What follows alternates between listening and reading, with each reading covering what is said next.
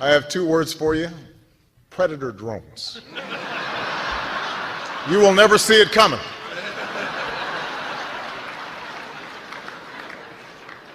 You think I'm joking?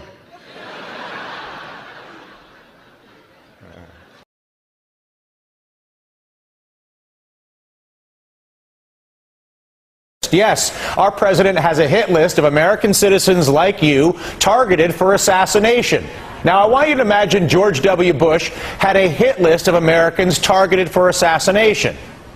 This president does, and there are indications that the list of Americans targeted for assassination is growing. The CIA's list included 3 people, apparently, just a few months ago, but in a recent interview with the Washington Times, President Obama and his top terrorism advisor, John Brennan, said there are dozens of U.S. citizens around the world that are, quote, very concerning to the administration. Brennan also making 2 distinctions about who would, quote, face the brunt of the U.S. military response. Group 1, a U.S. citizen found on the battlefield in Afghanistan or Iraq attacking U.S. forces. Makes sense. Group 2, a U.S. citizen in Yemen or Pakistan or Somalia or some other place attacking U.S. forces. It is unclear, however, if the dozens Brennan mentioned are on that list. But as Salon.com's Glenn Greenwald puts it, Brennan's statement suggests that the president's battlefield powers extend everywhere, even to places where there is actually no combat whatsoever. And joining us now, Salon.com's Glenn Greenwald. Glenn, are we how do you interpret this? I won't even subject to a bunch of questions. As you look at this, is this as bad as it appears?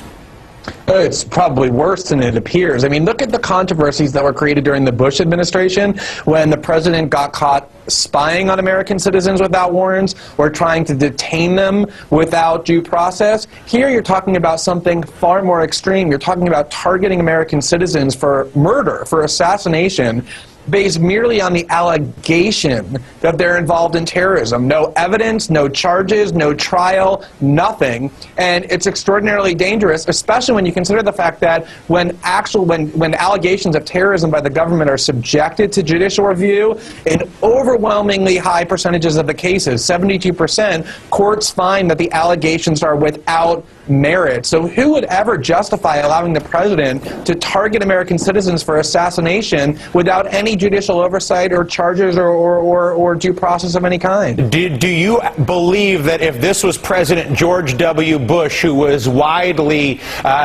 distrusted and disliked by a huge percentage of the American population by the end of his term, as opposed to the current president, who is laden with lots of hope and aspiration and lots of grand ideas that many people feel he articulates very well, and yet his actions create a massive cognitive dissonance that actually allows him to get away with more than George W. Bush could when it comes to encroachments on civil liberties, facilitating theft from the American people, or potentially calling you or me a terrorist and trying to have us killed? Well, I know that that's the fact. I mean, the Republicans are at least being consistent. When Bush was president, they said, we think the president should be able to have whatever powers he wants in an unchecked fashion as long as it's justified by terrorism and war. The Democrats, though, said that they were against those things, that the president shouldn't have powers to exercise in an unchecked fashion. And again, if you look at what Democrats, including Barack Obama, objected to, it was merely things like eavesdropping on Americans and detaining them without due process and without charges. And now Democrats have completely abandoned those objections now that there's a Democrat in the White House, and apparently not just detaining and eavesdropping Americans, but targeting them for murder is acceptable to the Democratic Party now that there's a Democrat in the White House. And again, if you justify that, targeting American citizens for assassination without any due process, what don't you approve of? Are you surprised at the media's lack of an outroar relative to this when you consider what it might have been if George W. Bush did the exact same thing quickly? Well, I think the media wasn't really particularly all that upset about what Bush did either, and I think the problem is that if you justify something with the word terrorism, it scares the media, and they're afraid to appear sympathetic to terrorism by opposing it. And what they have to get back to is the basic rights and Constitution that say that political leaders in the United States cannot exercise power in an unchecked way. Glenn, sing it loud, sing it proud. Thank you so much for speaking in public and speaking truth. And again, we invite debate, both myself and Glenn, on any of these issues. We don't try to present it. I don't try to present it, and I know Glenn doesn't, as point of view, but as point of fact. Thank you, Mr. Speaker. My topic for this evening is now it's assassinations. What have we allowed ourselves to become? Are we no longer a nation of laws? Have we become instead a nation of men who make secret arrests? Are secret prisons now simply another tool of the federal government law enforcement? Is secret rendition of individuals now permitted out of misplaced fear?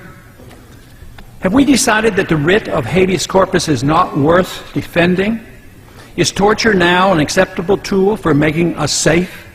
Unfortunately, the single answer to all of these questions from the leaders of our country and to many of our citizens appears to be yes.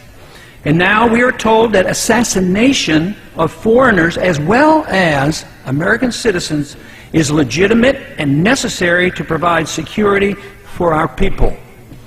It is my firm opinion that nothing could be further from the truth.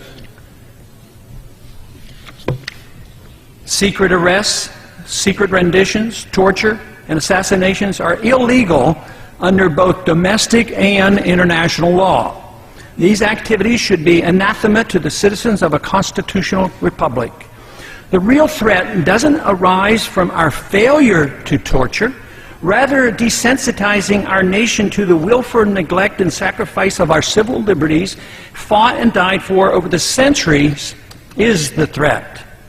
The concept of habeas corpus existed even before King John of England was forced in 1215 by his rebellious barons to sign the Magna Carta. This basic principle and expression of individual liberty, which has survived 800 years, greatly influenced the writing of our Constitution and our common law heritage. Today, we hardly hear a whimper, either from the American people or a stone silent U.S. government as our cherished liberties are eradicated. Instead, we have a government that deliberately orchestrates needless fear and makes people insecure enough to ignore the reality of their lost liberties. The latest outrage is the current administration's acknowledgement that we now have a policy that permits assassination not only of foreign suspects, but of American citizens as well. Of course, the CIA has used secret assassinations in a limited fashion for decades, despite international, domestic, and moral law. When done secretly, as in the past, our government at least recognized that assassination was illegal and wrong. Frighteningly and astonishingly, however, the policy is now explicit. National Intelligence Director Dennis Blair, in open testimony before the House Intelligence Committee on February 3rd of this year, acknowledged that American citizens can indeed be assassinated at our government's discretion.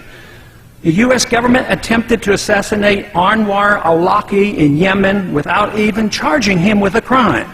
We're told this evidence is secret, that he does not deserve any constitutional rights, and that some unknown individual in the administration has the authority to declare him a threat, and therefore a legitimate target for assassination.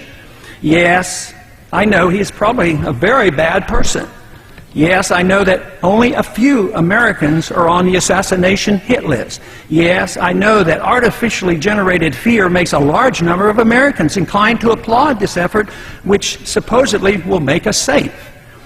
But if this could become standard operating procedure and a permanent precedent is established, let me assure you that this abuse of the law will spread.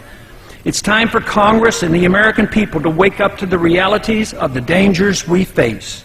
We must remember as members of Congress that we have taken an oath to protect and defend the Constitution from all enemies, foreign and domestic. It should not be that difficult to distinguish the difference between the danger posed by the underwear bomber and the danger posed by a government that endorses secret prisons, torture, and assassinating American citizens. And I yield back the balance of my time.